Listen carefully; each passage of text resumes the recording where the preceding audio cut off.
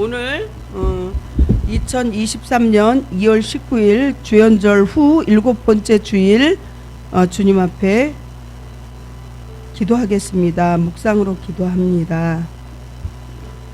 너희는 이 세대를 본받지 말고 오직 마음을 새롭게 함으로 변화를 받아 하나님의 선하시고 기뻐하시고 온전하신 뜻이 무엇인지 분별하도록 하라. 주님의 변모를 통하여 새로운 신앙생활을 원하시는 하나님 아버지, 사람의 모양으로 세상에 오신 예수님께서 모습이 변화되시는 것을 통하여 성삼위의 신비를 보게 하심을 감사드립니다. 주님의 변모를 통해서 저희도 죄악으로 또 이렇게 일그러진 그 옛 모습을 버리게 하시고 성령으로 거듭나서 변화된 그러한 중생한 모습으로 살게 하여 주시옵소서. 우리의 회개를 위하여 기도합니다. 하나님께 나올 때마다 반드시 옛사람을 벗어버리고 새 사람이 되겠다고 수없이 다짐했지만 다람쥐가 쳇바퀴 도는 것처럼 정말 변화가 없는 것을 주님 앞에 뉘우치는 마음으로 회개하는 기도를 계속합니다. 저희가 세상의 영광을 바라보고 거기에 안주하고 싶은 마음으로 살아온 그러한 잘못을 이 시간에 고백합니다. 세상에서 사귀는 친구가 좋다고 생각했습니다. 세상의 먹거리나 또한 풍부하고 즐겁고 낭만적인 행사들이 많아서 여기가 좋사오니 이런 방식으로 살았습니다. 저희의 생각을 즐기면서도 자기는 로맨스요, 남들을 볼 때는 불륜이라고 이렇게 주장하는 그렇게 생활한 허물을 고백합니다. 저희가 하나님의 말씀을 순종하지 않은 죄를 불쌍히 여겨 주시옵소서. 우리가 성령으로 거듭나 변화되게 하시고 하나님 말씀에 순종하여서 정말 지금까지 모든 지은 죄를 용서하여 주시옵시고 또한 정말 러시아나 우크라이나 전쟁이 하루속히 복음적으로 통일되게 해주시옵시고 남북한도 복음적인 통일이 이루어지게 해주세요. 김정은 공산 체제는 반드시 무너지고 평화적으로 복음적인 통일되게 해주시옵시고 아버지 하나님, 트리기아와 시리아의 지진으로 인해서 수많은 사람들이 죽어가고 고생하고 있습니다.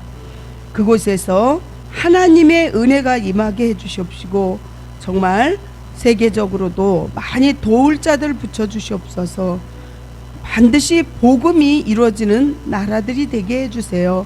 하나님이 제일 주인 그런 나라 되게 해주세요. 예수님 이름으로 간절히 기도합니다. 아멘. 다 같이 신앙 고백을 사도신경으로 하시겠습니다. 나는 전능하신 아버지 하나님 천지의 창조주를 믿습니다. 나는 그의 유일하신 아들 우리 주 예수 그리스도를 믿습니다. 그는 성령으로 잉태되어 동정녀 마리아에게서 나시고 본디오 빌라도에게 고난을 받아 십자가에 못 박혀 죽으시고 장사된 지 사흘 만에 죽은 자 가운데서 다시 살아나셨으며 하늘에 오르시어 전능하신 아버지 하나님 우편에 앉아 계시다가 거기로부터 살아있는 자와 죽은 자를 심판하러 오십니다. 나는 성령을 믿으며 거룩한 공교회와 성도의 교제와 죄를 용서받는 것과 몸의 부활과 영생을 믿습니다. 아멘. 오늘 은혜 받으실 하나님 말씀을 누가복음 4장 14절부터 30절 말씀을 교독하시겠습니다. 누가복음 4장 14절부터 30절 말씀입니다. 예수께서 성령의 능력으로 갈릴리에 돌아가시니 그 소문이 사방에 퍼졌고 신이 그 여러 회당에서 가르치심에 뭇 사람에게 칭송을 받으시더라. 예수께서 그 자라나신 곳 나사렛에 이르사 안식일에 늘 하시던 대로 회당에 들어가사 성경을 읽으려고 서심해 선지자 이사야의 글을 들이거늘 책을 펴서 이렇게 기록된 데를 찾으시니 곧 주의 성령이 내게 임하셨으니 이는 가난한 자에게 복음을 전하게 하시려고 내게 기름을 부으시고 나를 보내사 포로된 자에게 자유를, 눈먼 자에게 다시 보게 함을 전파하며 눌린 자를 자유롭게 하고 주의 은혜의 해를 전파하게 하려 하심이라 하였더라. 책을 덮어 그 맡은 자에게 주시고 앉으시니 회당에 있는 자들이 다 주목하여 보더라. 이에 예수께서 그들에게 말씀하시되 이 글이 오늘 너희 귀에 응하였느니라 하시니 그들이 다 그를 증언하고 그 입으로 나오는 바 은혜로운 말을 놀랍게 여겨 이르되 이 사람이 요셉의 아들이 아니냐. 예수께서 그들에게 이르시되 너희가 반드시 의사야 너 자신을 고치라 하는 속담을 인용하여 내게 말하기를 우리가 들은 바 가버나움에서 행한 일을 내 고향 여기서도 행하라 하리라. 또 이르시되 내가 진실로 너희에게 이르노니 선지자가 고향에서는 환영을 받는 자가 없느니라. 내가 참으로 너희에게 이르노니 엘리야 시대에 하늘이 3년 6개월간 닫히어 온 땅에 큰 흉년이 들었을 때에 이스라엘 많은 과부가 있었으되 엘리야가 그중 한 사람에게도 보내심을 받지 않고 오직 시돈 땅에 있는 사렙다의 한 과부에게 뿐이었으며 또 선지자 엘리사 때에 이스라엘에 많은 나병 환자가 있었으되 그중의 한 사람도 깨끗함을 얻지 못하고 또 오직 수리아 사람 나아만 뿐이었느니라.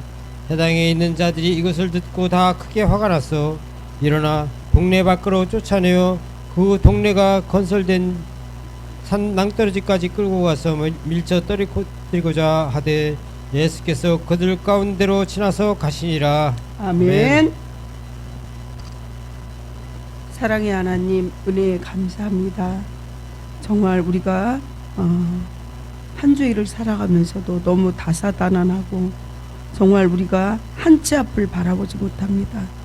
오늘 일을 아버지 일어나는 일을 우리가 알 수가 없습니다. 하나님 그래서 주님을 붙잡습니다. 그래서 주님 뜻대로 살기를 간절히 원합니다. 이 세계의 재난재해를 막아주시옵시고 신흥은혜 성결교회 성도님 가정마다 재난재해를 막아주시옵시고 정말 하나님의 은혜로 눌린 자에게 자유를, 병든 자에게 치유함을, 가난한 자는 부욕게 되는 아버지 주님의 사랑의 말씀으로 우리가 다시 거듭나게 해주시옵소서. 처음 시간입니다. 마치는 시간까지 함께 해주시옵시고 이 부족한 여정은 십자가 뒤로 감추시고 아버지 통로로서만 철저하게 사용되어질 수 있도록 도와주시옵시고 제단 숯불로 저희 악하고 더러운 모든 허물과 잘못을 주님 씻어주시옵시고 우리 모두에게도 사제의 은총으로 하나님 거듭날 수 있도록 도와주세요. 모든 말씀 살아서 역사하시는 예수님 이름으로 기도합니다. 아멘. 건축할 때 5단계의 기도를 드리시겠습니다. 첫째, 하나님 건축을 이루어 주시옵소서. 둘, 이루어 주실 줄 믿습니다. 셋, 이루어 주시니 감사합니다. 넷, 땅끝까지 하나님의 사랑과 생명을 전하겠습니다. 다섯, 하나님의 영광을 받으시옵소서. 아멘. 구호를 외치시겠습니다. 생활의 구호. 오늘도 주님과 함께 주님을 위하여. 오늘도 주님과 함께 주님을 위하여. 오늘 말씀은 우리의 인생의 정답이 되시는 분은 예수님 한 분이라는 거죠. 예수님께서 성령의 능력으로 오늘 본문을 보시면 갈릴리로 가십니다. 왜 갈릴리로 갈까? 갈릴리에는요, 거기는 지금의 연안부두나 소래처럼 포구가 있었다는 거죠. 그래서 예수님께서는 사람이 많이 모일 만한 그런 장소로 이동하시면서 하나님의 복음을 전하는데 어떻게 전하냐? 병든 자에게 먼저 치유함을 주신다는 거죠. 4장 14절부터 쭉 보시게 되면요, 예수께서 성령의 능력으로 갈릴리에 돌아가시니, 갈릴리 지역은요 아까 얘기했던 포구 지역이에요. 연안부두나 그 포구가 정박할 수 있는 소래 포구처럼.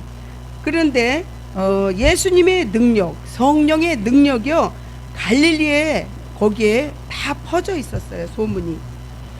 그러면서 뭐라 그러냐면 회당에서 가르치심에 무사람에게 칭송을 받으시더라. 예수님이 하신 일은 실로 정말 기적과 이적이 일어났겠죠. 예수님께서 성령의 능력으로 갈릴리에 이렇게 다니시면서 정말 죽어가는 영혼을 살리기 시작하는데 그 소문이 아주 동서남북으로 퍼졌고, 그리고 여러 회당에서 가르치시는데, 회당이 지금 얘기하면 교회예요. 무사람에게, 하나님을 알지 못하는 백성들에게도 칭송이 자자했다는 거죠. 예수님께서 자라나신 곳이 있는데 그곳은 나사렛이라는 아주 작은 마을이었어요. 안식일에 늘 하시던 대로 지금 얘기하면 교회죠. 회당에 들어가서 성경을 읽으려고 서심에 이사야 글을 드리거늘 책을 펴서 이렇게 기록된 데를 찾으시니 곧 주의 은혜의 해를 전파하면서 어떻게 해요? 영적으로 눌린 자, 그들을 하나님 말씀으로 자유롭게 해주고, 또 주의 은혜의 해를 전파하기 위해서 정말 병든 자를 살리고 치료하시고 그랬다는 거죠. 그리고 누가복음이 지금 누가복음인데, 누가가 의사였어요. 누가는 나사렛 회당에서 사건을 통해서 예수님이 공생의 사역에서의 성령의 역할을 강조하고 있습니다. 부활하신 그 예수님, 또 부활하시기 전에 정말 예수님이 공생에 십자가에 못 박히시고 이렇게 살아나셨던 그 공생의 기간을 자세히 보여주는 거죠. 예수님께서는 특히 가난한 자에게 또 죄인들에게 복음을 전하기 시작합니다. 예화를 하나 드릴게요. 구하지 않는 것까지 응답받는 기도라는 책이 있습니다. 이 책을 쓰신 분은 목회자였어요. 이분은 청년 시절에 하나님이 존재하지 않는다는 그 생각을 하게 돼요. 하나님을 믿긴 믿어요. 교회를 다니긴 다녀요. 근데 눈으로 보이지 않고 만져지지 않으니까 하나님이 정말 있을까? 그러면서 청년 시절에 믿었다가 떠났죠. 그러면서 인생의 허무함에 시달리게 돼요. 그런데 이 청년은 불교도 한 10몇 년 다니면서 청년회 회장도 했었고, 또 이 불교뿐만이 아니라 여러 종교를 믿기 시작했어요. 이렇게 불교에 심취하여서 정말 청년 활동을 하면서 회장도 하면서 많이 본인이 경험을 했는데, 기도의 응답은 이 사람이 불교나 무교나 여러 가지 종교를 믿었는데 힌두교, 이슬람교 이런 교를 다 믿어봤어요. 자기가 호기심도 있고 이래서. 그런데 누가는 오늘 본문을 통해서 이렇게 말한 것처럼 이 본인은 기도의 응답은 어느 곳에나 다 있는데, 불교나 무속인 어느 곳에나 있는데 정말 자기는 정말 여기서 다른 종교와 다르게 말씀의 계시가 없다는 거죠. 요한 1, 2, 3서 또한 요한 계시록 이렇게 보면 묶여놓은 것이, 감춰진 것이 보여지는, 다른 종교는 그런 계시가 없잖아요. 그렇지만 이 성경에 지금 다 구약신약을 밝히 보여주듯이 기독교는 계시의 말씀의 종교라는 사실입니다. 그래서 성숙자반에 배웠던 것처럼 우리가 주일 때마다 신앙 고백하는 사도신경에는 예수님께서 행하신 기적에 대한 고백이 없습니다. 그렇습니다. 어떤 게 있을까요, 그러면? 특히 보면은 빵 5개와 보리빵 5개와 물고기 2마리로 여자와 어린 아이 제하고서 5,000명이나 되는 사람들에게 그 사건이 얼마나 충격적이었으며 예수님을 왕으로 세우려고도 했다는 것이죠. 하지만 다른 해석은 오직 하나님 말씀을 통해서만 이루어진다는 것입니다. 그래서 성경을 보면 베스트셀러 1위가 전 세계에 몇천 년이 됐어도, 지금은 정말 오랜 세월이지만 성경책이 베스트셀러 1위라는 거죠. 1.1획 번함이 없고, 말씀을 이렇게 구약에서 쭉 이렇게 신약까지 보면은 정말 부끄러운 치부까지도 다 노아의 홍수 때 노아가 행한 일, 뭐 사울이 어떻게 한 일, 이 모든 것을 하나도 숨기고 가감이 없이 적나라하게 다 보여주는 책입니다. 성경책이. 첫 번째 복음의 은혜를 한번 보시겠습니다. 마태는 세례 요한이 잡힌 후에 예수님의 사역을 시작됨을 마태복음에 보여주죠. 마태복음 4장 17절을 보시면요, 이때부터 예수께서 비로소 전파하여 이르시되 회개하라 천국이 가까이 왔느니라 하시더라. 반드시 회개해야 된다는 거죠. 회개가 뭐예요? 우리의 죄를 깨끗하게, 정말 하나님 잘못했어요, 용서해 주세요. 그런데 이 회개를 해요. 그 다음날 또 잘못을 해요. 물론 그래도 회개를 해야 되겠지만 한번 회개한 거를 안 하려고 노력을 해야 되겠죠. 이렇게 성도 여러분, 성령이 임하셔서 죄로 고난을 겪으며 어떻게 해요? 신음하는 자, 정말 영적으로 신음하는 자, 포로된 자, 눈먼 자, 영적으로 죄로 인해서, 상처로 인해서 눌린 자, 이렇게 영적 자유를 얻게 하고 복음의 은혜를 전파하고자 함이라는 거죠. 그래서 성령이 임하시는 바로 그때가 주의 은혜가 임하게 되고 비천한 우리를 말씀으로 인도하여 하나님을 경외하게 한다는 것입니다. 그러므로 새로운 은혜를 경험하고자 날마다 말씀을 묵상하시고 성령님께서 인도할 때 우리는 하나님을 정말 순종하면서, 우리 예수님을 순종하면서 말씀의 은혜를 늘 나눌 수 있겠죠. 그렇습니다. 그럴 때 죄의 속박에서 자유를 얻을 수 있고 정말 주의 은혜에 누리고 전파하는 그러한 비결입니다. 성도 여러분, 매일 말씀 묵상으로 새로운 은혜가 여러분들에게 있습니까? 주의 은혜를 전파하고자 오늘 내가 해야 할 적용은 뭐라고 생각하십니까? 정말 술에 취해서 마비된 사람들은요, 매를 때려도 잘 몰라요. 감각이 없어요. 영적으로도 죄나 상처 때문에 여러분들 찔림이 없다는 거죠. 우리가 마비된 그것을 살려내는 게 회개고, 다시 새살이 어떻게 해요? 돋게끔 하려면 하나님 앞에 말씀으로 살아야 되죠. 하나님 말씀은 살아있고 운동력 있어 좌우의 날선 어떤 것보다 예리하여 우리의 혼과 영을 찔러 쪼개기까지 하며 또 마음의 생각과 뜻을 판단하나니, 죄로, 이 상처로 인해서 감각이 둔해서 정말 화인 맞은 자, 회칠한 무덤같이 내가 살고 있지는 않는지 한번 보셔야 된다는 거죠. 사랑하는 성도 여러분, 오늘 본문 30절을 마지막에 30절을 보시면요, 어떻게 말씀하셨냐면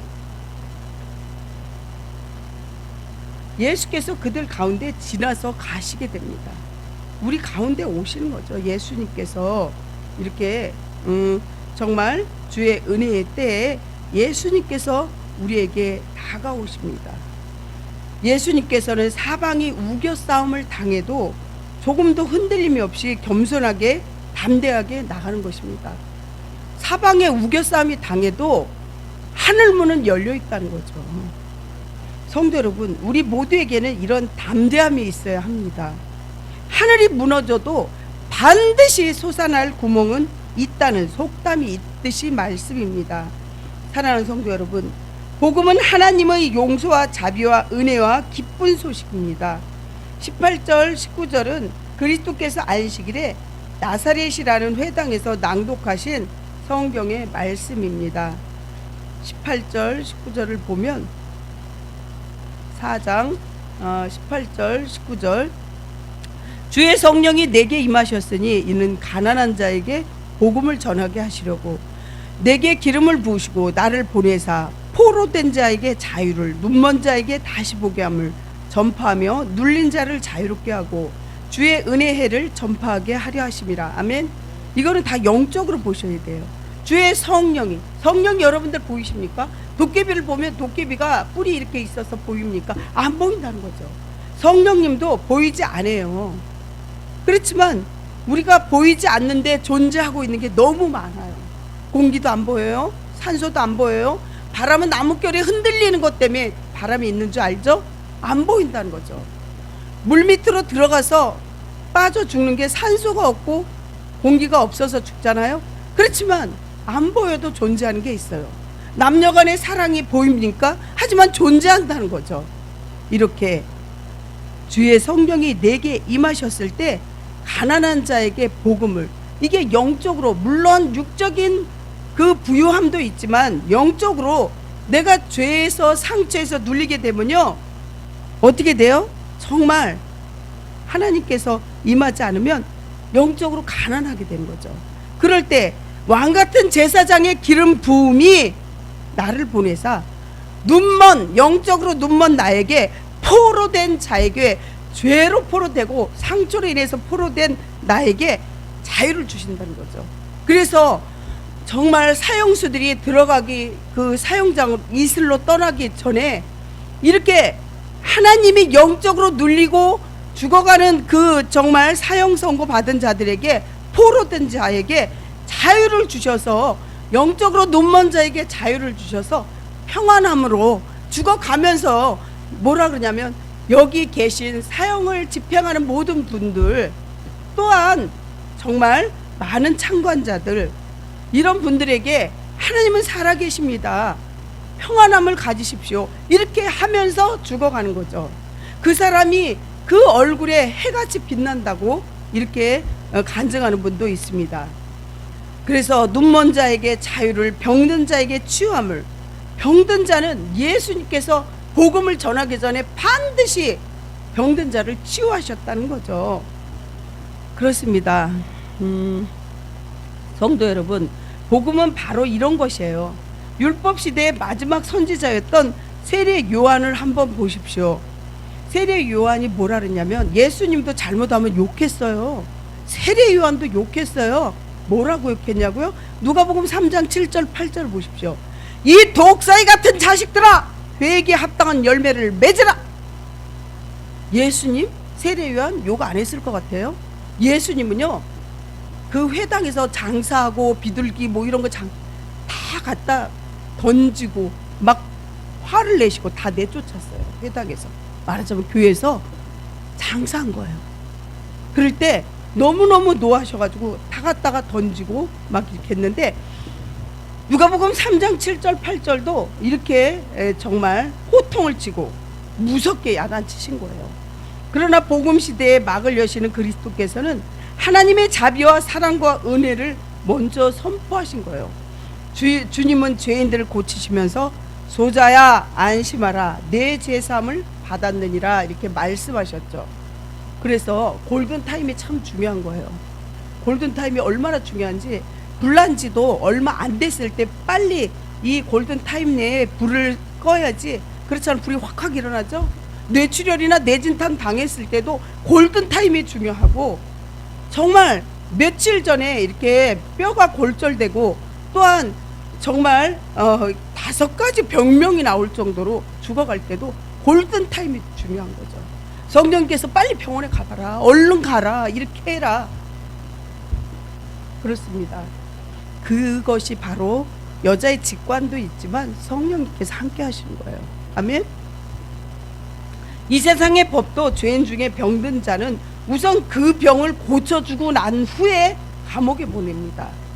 제가 이렇게 텔레비, TV에 뉴스도 봐도 예전에 방 누구누구 그 대통령도 병이 드니까, 그 밖에 다른 사람도 병되니까 먼저 치유한 다음에 그 다음에 감옥에 보내듯이, 그렇습니다. 우리 역시도 그 어떤 죄인일지라도 우선 하나님이 값없는 용서와 자비와 축복의 소식을 전하는 것이 바로 복음입니다. 사랑하는 성도 여러분, 얼음은 정말 따스한 햇빛으로만 녹일 수 있습니다. 불신자들도 굳은 마음과 죄도 오직 그리스도의 은혜와 자비로, 복음으로, 회개로서 정말 우리 얼음 마음을 녹일 수 있겠죠. 그러므로 주님의 은혜로움으로부터 그 은혜의 가운데서 온유하게 회개로 이끄는 것을 정말 여러분들 하나님의 그 진실함과 신실함으로 우리가 믿음으로, 말씀으로 거듭나시기를 축복합니다. 두 번째 특별한 은혜를 말씀드립니다. 예수님이 이사야의 글을 함께 자신이 메시아라고 친히 말씀하시는 것이 유대인들이 듣습니다. 아주 놀랍고 은혜로운 말을 듣게 되니 그들도 그 말씀이 참되다고 증거는 하지만 금세 이 사람이 요셉의 아들이냐 이렇게 반문합니다. 정말 이렇게 작은 교회이니까 더 그런 게 있어요. 미자리 교회는 성도가 많지 않으니까 또한 가족들이 이렇게 구성되기도 하고 이러니까 아유 무슨 목사가 이렇게 작은 교회 목사야? 무슨 그 사람한테 무슨 뭐가 증거가 나오겠어? 기적이 일어나겠어? 이러지만 그때 당시 예수님의 동네에서 나사렛이란 동네에서 예수님이 그곳에서 살았는데 아주 작은 이렇게 고을이었다는 거죠. 그럴 때 아이고 웃기고 있네. 무슨 이런 시시한 데서 어떻게 예수님이 나와? 그러면서 요셉의 아들이 어떻게 목수의 아들인데 무슨 선지자고 구원자야? 막 이렇게 하기 시작한 거죠. 이 사람은 요셉의 아들이 아니냐? 이렇게 반문합니다. 자신들의 일개의 목수의 아들을 메시아로 믿을 수 없다는 거예요. 그래서 지금도 이스라엘 유대인들을 보면요, 예수님 오시옵소서 환영합니다, 사랑합니다. 그리고 그들이 정말 지금은 복음을 열심히 세계적으로 이스라엘 가서 전하기 때문에 예수님을 지금 오셔서 메시아로 받아들이는 사람도 있어요. 3분의 2 정도는. 하지만 안 믿는 자들을 3분의 1이 있는데 정말 예수님을 그 십자가에 못 박인 그것을 인정을 안 하기 때문에 그들이 이 십자가의 플러스 마이너스에 우리는 플러스라 그러면 아래서 이렇게 위로 긋고 옆으로 긋는데 그들의 그 더하기 빼기가 밑에는 없어요. 나는 그래서 신학 다닐 때 그렇게 깜짝 놀랐는데 그들은 그것조차도 싫다는 거예요. 그렇습니다. 그러나 은혜는 외모나 행위, 능력에 따라 받는 것이 아니라는 거죠. 또 누구에게나 주어지는 게 아닙니다. 엘리야의 말에 순종한 사렙대의 한 과부와 엘리사의 말에 순종하여 나병이 나은 나아만 장군을 통해서 우리는 순종하는 자가 얼마나 특별한지 알 수 있어요. 여기 4장 끝에 가면요 30절 가까이 가면 그렇게 나오죠. 사렙다 과부가 언제 나오냐면 26절에 보면 엘리야 그중 한 사람에게도 보내심을 받지 않고 오직 시돈 땅에 있는 사렙다 한 과부에게 뿐이며 27절에 보면 선지자 엘리사 때에 이스라엘에 많은 나병 환자가 있었어요. 그 중에 한 사람도 깨끗함을 얻지 못하고 오직 수리아의 나만 장군뿐이었어요. 이 사렙다 과부는요 정말 먹을 게 없었어요. 지금도 과부들은 살기가 힘들 수도 있어요. 제가 아는 분도 이렇게 이혼하고 아이들 둘 데리고 살래니까 너무도 어렵다고 해요. 그랬는데 그때 당시에는 더 어려웠어요. 먹고 사는 게. 그러니까 정말 힘들었는데 어떻게 해요? 이 사렙다 과부가 어떻게 해요? 엘리야에게 정말 이거 먹고 이게 전 재산인데 자기 자녀들하고 먹고 살아야 되는데 이거를 갖다 엘리야 제사장에게 다 드린 거예요. 내일 당장 먹을 게 없고 이 사람은 이걸 못 먹으면 이게 열흘치인지 하루치인지 그 양식은 그 분량은 안 나왔지만 이게 전 재산인데 그거를 엘리야 선지자에게 다 밥을 정성스럽게 해서 해 먹인 거예요. 그랬을 때 하나님의 기적이 일어났어요. 또 여기에 보면 나만 장군이 나오잖아요. 그때 당시에 뭐라 그래요? 이스라엘에 나병 환자가 굉장히 많았다고 그래요. 근데 그 중에 27절에 보면 한 사람도 깨끗함을 받지 못했는데요. 나만 장군은 깨끗한 그것을 받았잖아요. 참 이 이스라엘에서 온 포로된 조그만 여종이 있었어요. 한 10살 정도나 11살 정도 됐을 것 같아요. 추측해 본 건데 그 조그만 아이가 뭐라 그랬냐면 나만 장군을 저기 선지자한테 가서 아래서 이렇게 좀 병 고치기를 원한다고 했어요. 그랬을 때 나아만이 순종했다는 거예요. 순종 안 하고 아유 웃기지도 마라. 니까지 게 뭐 이런 게 아니라 순종했다는 거예요. 오직 수레아의 나아만 뿐이었는데 회당에 있는 자들이 이것을 듣고 다 화를 냈지만 나아만 장군이 지금으로 얘기하면 별 스타 정도 되는 그러한 아주 그냥 큰 그런 사람이었어요. 그랬는데 이 나아만 장군은 순종했어요. 요단강에 가서 7번 들어가 가지고 거기서 목욕을 하면 네 병이 깨끗이 난다. 근데 처음에는 그게 나을까 그랬지만 순종했다는 거예요. 그래서 그냥 가서 7번을 씻고 나니까 깨끗하게 된 거죠. 이렇게 하나님께서는 그 믿음을 보셨다는 거예요. 아멘? 그렇습니다. 성도 여러분, 하나님께서는 5년 동안 그때마다 만나와 메추라기를 주시고 지금까지도 여러분들을 그때 동시대처럼 지금도 현 시대도 이끌어 간다는 사실입니다. 그리고 그리스도는 하나님의 언약의 확증자라는 거예요. 오늘 본문 21절을 보면요, 뭐라 그러셨어요? 이에 예수께서 그들에게 말씀하시되 이 글이 오늘 너희에게 응하였다, 이렇게 말씀하십니다. 정말 이 시대에도 하나님의 언약의 백성들은 오늘 이 동시대에도 하나님의 말씀에 순종할 때 하나님의 축복이 임한다는 거죠. 세 번째, 고향에서 쫓겨나시는 예수님이 28절에서 오늘 본문 끝절에 나옵니다. 예수님께서는 정말 회당에 있는 자들이 격노합니다. 그들이 예수님이 하나님이며 하나님의 경륜이 이방인까지 전파되어야 함을 모르기에 예수님을 반역자로 몰아 죽이려고 합니다. 그래서 십자가에 못 박았잖아요. 예수님 어떻게 나사렛이란 동네에 선한 것이 날 수 있냐, 어떻게 감히 목수의 아들이 이렇게 된 거잖아요. 예수님이 번듯하게 잘생겼거나 금을 머리서부터 발끝까지 두르고 나왔다면 예수님인가 이랬지만 예수님은 정말 보잘것 없이 이렇게 나타났기 때문에 예수님께서 하신 말씀이 뭐냐면 가난하고 병든 자에게 물 한 잔 주는 것이 나에게 해주는 거라고 그랬어요. 그러면 예수님께서는요 그렇게 삐까뻔쩍하게 지금도 나오지 않는다는 거예요. 정말 예수님께서는 천하고 천한 사람에게, 병든 자에게 물 한 대접 진심으로 대할 때 예수님께서는 그게 나한테 해준 거야.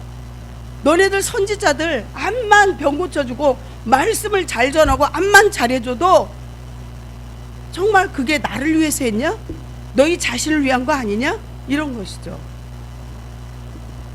사랑하는 성도 여러분, 예수님께서는 그러한 두려운 상황 속에서도 예수님은 마지막 30절에 보면 그들 가운데로 지나가셔요. 아직 잡히시고 죽으실 때가 아니기 때문에 그 누구도 예수님을 위협하지 못합니다. 성도 여러분, 그렇다면 질문을 한번 해볼게요. 여러분, 진실을 외면한 채 옳고 그름을 시시비비 따지면 내가 경노하는 일이 무엇입니까? 정말 남모인 신이라는 게 있거든요. 물질 앞에 그게 목적이 되어야지 수단이 된다면 우리가 살아가면서 수단 방법을 가리지 않고 돈을 벌어서 그렇게 함부로 살아갈 수 있고 죄를 짓거든요. 우리가 삶이 정말 하나님 앞에 돈을 많이 벌게 해주세요, 이 기도가 아니라 물질을 잘 사용하는 지혜와 명철을 주세요, 이렇게 기도해야 되지 않습니까? 성도 여러분, 주님께서 잘못한 것을 생각나게 하실 때 감사하는 마음으로 회개해야 합니다. 28절 보면 그리스도의 지적을 들은 나사렛이라는 사람들이 맹목적인 분노와 적의를 주님께 드러난 사실에 대한 보도입니다. 회당에 있는 자들이 이것을 듣고 다 크게 화가 나서 엘리사가 정말 이렇게 병 고치고 또 나만 장군이 이럴 때 이거를 아이고 참 뭐를 그렇게 그거를 했겠냐 그러면서 믿지 않는 거죠. 성도 여러분, 주님께서 잘못한 것을 그래서 우리한테 지적할 때 있어요. 그럴 때 아유 이거 왜 나한테 하는 얘기야? 저 사람 눈에는 정말 들보로 보이고 내 눈 안에 있는 건 티로 보이는 게 아니라 반대로 저 사람 눈에는 티로 보이고 내 눈에 들보가 있다는 걸 알고 뽑아야 된다는 거죠. 즉 나사렛 사람들은 주님이 그들의 불신과 주님을 경멸하는 마음을 지적하시자 회개는커녕 도리어 분노와 적의를 드러내고 주님은 나사렛 사람들과 그릇된 마음으로 살아가는 것을 전곡을 찌르게 됩니다. 하지만 안타깝게도 그들의 회개 대신 도리어 분노하고 남을 해치려는 마음이 드러난 거예요. 그래서 골든타임을 놓쳐버리고 정말 그 시간을 지나칠 땐 아주 큰 불이 일어나고 큰 화가 미치는 것듯이 우리가 빨리빨리 깨닫고 빨리 제자리를 찾아야 되겠죠. 어떤 걸 보면, 성경을 보면 아냐면요, 하나님은 가인에게 아벨이 어디 있냐고 했어요. 창세기 4장을 보면요, 가인이 동생 아벨을 살해하는 최초의 살인이 나옵니다. 아벨이 어떻게 되었는지 몰라서 이렇게 물으셨겠습니까? 하나님께서. 하나님은요, 우리 머리카락까지 세신다고 성경에 써 있어요. 세포 하나하나를 다 아신다고 해요. 여러분들 올 때는 순서가 있지만 갈 때는 순서가 없다는 걸 아셔야 돼요. 한 번은 태어나면 한 번은 이 생명 가진 모든 동식물은 다 죽습니다. 죽지 않고 자기 불사조처럼 영원히 살 수 있는 사람은 교회 안 다녀도 돼요. 하지만 한 번은 태어나면 한 번은 죽는데, 하나님께서 두 속성이, 하나님은 사랑이 많으셔서 우리가 죄를 회개할 때 용서해 주시지만 그 사랑이 많으신 하나님은 반드시 한 번은 심판한다는 거예요. 그렇습니다. 하나님께서 가인을 보고 정말 왜 아벨의 제사는 받고 가인의 제사는 안 받아요? 막 이랬잖아요. 창세기 4장에. 그래서 하나님께서는 정말 아벨에게 물었어요. 너희 동생 어디로 갔냐고, 가인이 어디로 갔냐고 물으니까 뭐라는 줄 알아요? 화를 벌컥 하나님한테 냈어요.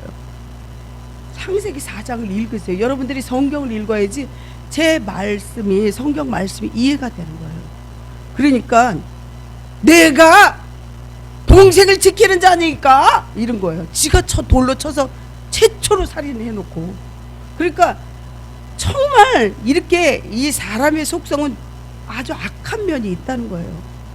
물론 성선절과 성악설이 있듯이 정말 그러한 양면성, 동전의 양면성도 있지만 이렇게 악한 그 모습이 있기 때문에 하나님이 죄라는 거를 알잖아요. 창세기 때부터. 어떻게 해요? 동산 중앙에 있는 아담과 하와에게 모든 과실을 임의로 먹고 다 다스리되 중앙에 있는 성과 악을 구분하는 나무는 먹지 마라 이랬거든요. 그랬는데 어떻게 했어요? 뱀이 와서 꼬셨잖아요. 보암직도 하고 먹음직도 하고 탐스러울 만큼. 그래서 사람의 눈으로 죄를 많이 짓는다는 거예요. 보고서 또 듣고서. 여러분들, 나는 죄인이 아니야, 나는 떳떳해, 나는 깨끗해, 그게 죄라는 거죠. 성경에 보면 모든 사람이 죄를 범하였음에 하나님의 영광에 이르지 못하더니, 그래서 예수님을 창세기 때 죄를 지는 아담과 하와를 보고 예비하신 거예요. 예수님께서 우리의 죄를 십자가에서 대속하시고 온 인류를 구원하기 위해서 하나님이 미리 대속물로 준비한 거예요. 사랑하는 성도 여러분, 하나님께 가인은 내가 아우를 지키는 자일까 이러고서 소리 질렀는데, 그러면서 어떻게 했어요? 화를 냈다는 거예요. 성경을 보십시오. 성도 여러분, 불의한 자들은 왜 자신의 죄를 지적받으면 이렇게 분노를 일으키는 것일까요? 그것은 자신들의 죄를 인정하지 않았기 때문이라는 거예요. 도리어 그 그릇됨을 정당화시키고 있습니다. 그런 사람들은.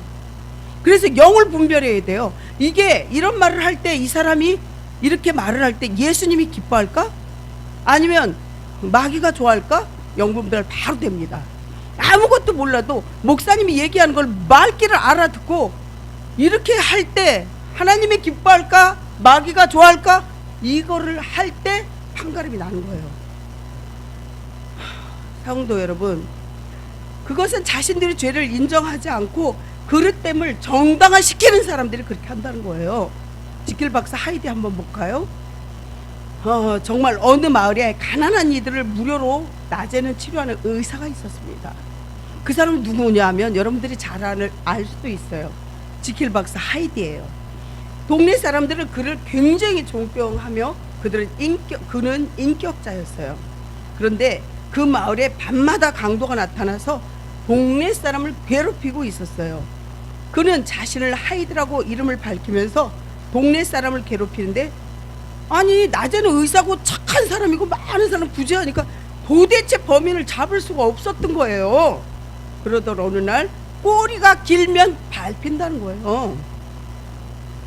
진실은 끝에 가서 볼 수 있는 거예요. 그런데 모두가 놀랐습니다. 그가 바로 지킬 박사 하이드였어요.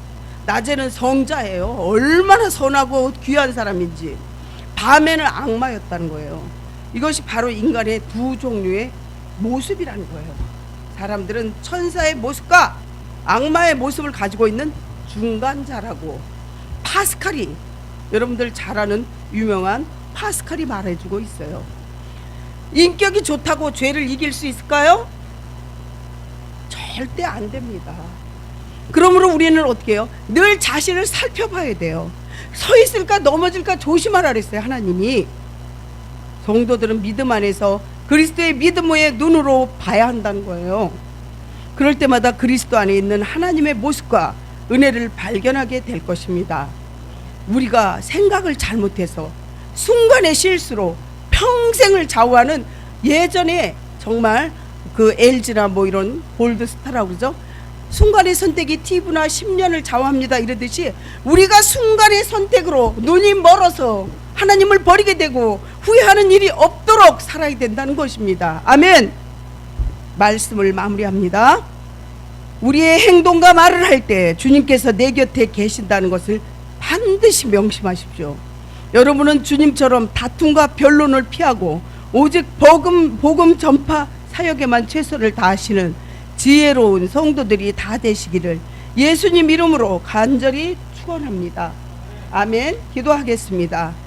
사랑이 많으시고 자비로우신 하나님, 나의 나된 것은 하나님의 은혜일 뿐입니다.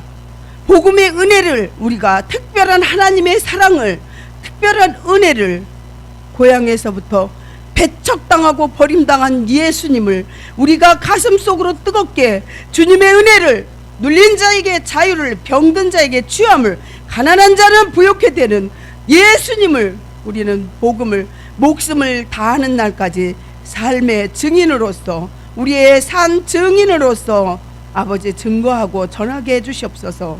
모이면 기도하고 흩어지면 전도하여 하나님께 영광 돌리는 삶을 살게 해주시옵소서. 예수님 이름으로 기도합니다. 아멘. 260장 우리를 죄에서 구하시려 찬송하셨습니다. 아멘. 헌금 기도하겠습니다. 변화된 신앙을 견실하며 흔들리지 않게 뿌리를 내리게 해주시는 주님, 감사와 찬송을 드립니다. 우리 모두에게 정말 신앙이 변화되지 않고 하나님의 은혜로 살아갈 수 있도록 믿음이 자로나 우러나 치우치지 않게 도와주시옵소서. 어려운 형편이지만 하나님의 약속을 믿고 하나님 앞에 드려지는 모든 물질 위에 주님께서 100배로 갚아주시옵소서. 믿음으로 기도드리는 제목이 있습니다. 아픈 사람을 위해서 기도하는 그런 내용도 있고, 너무나 가난하고 힘들어서 정말 영적으로 또 눌려서 드리는 이 물질도 있고 헌신도 있습니다. 하나님께서 그 마음을 받아주시사 그 가정에 사르바데, 그 정말 내일이면 먹을 게 하나도 없는데 그 모든 것을 내놓는 그 믿음의 마음을 보시고 우리 성도들에게도, 드리는 자들에게도 100배의 축복을 주시되 우리 눈으로 확증되는 기적과 이적이 각 가정과 자손에게 있게 하여 주시옵소서. 주님께 모든 것을 의지합니다. 우리의 삶 한 발짝 한 발짝을 주님 손 꼭 붙잡아 주시고 우리가 주님 손 놓치지 않고 천국까지 입성하게 해 주시옵소서. 예수님 이름으로 기도합니다. 아멘. 이제는 우리를 사랑하시고 죄에서 구속하시고 구원해 주신 하나님의 그 크신 극진하신 사랑과 은혜가, 예수 그리스도의 은혜가 또한 매일매일 우리를 품어주시고 죄에서 자유를, 눌린 자에게 자유를, 병든 자는 치유함을, 가난한 자는 부유케 해주시는 그 사랑하심을, 정말 성령님의 위로 역사하심이, 교통 위로 충만하심이 지금부터 영원 전부터 영원까지 함께 하실지어다. 아멘. 간절히 축원하옵나이다. 아멘.